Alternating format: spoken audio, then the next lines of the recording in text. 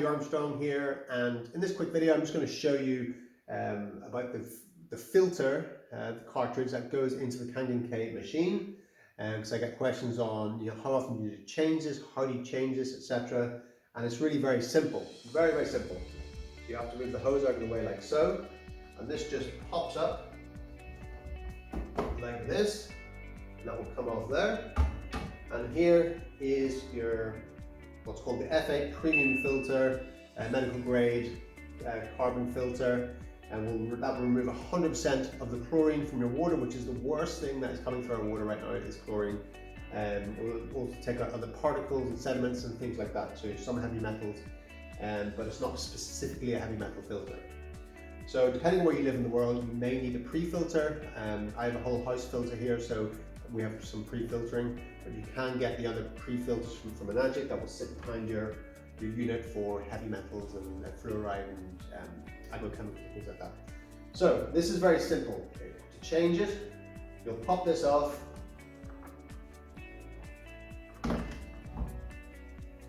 like so. That comes off there. You remove it, ensuring that the little black rubbery bits come out as well. That's important. And then just place your new filter in, your new cartridge, like so. And place this back on.